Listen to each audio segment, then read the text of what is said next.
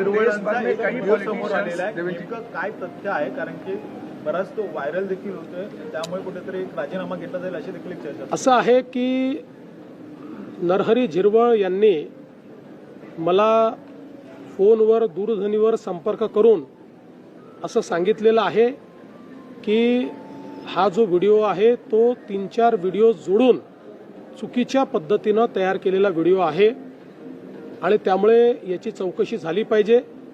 मी त्यांना ॲडवाईस केलेलं आहे की त्यांनी तात्काळ त्या संदर्भात एक कंप्लेंट दाखल करावी.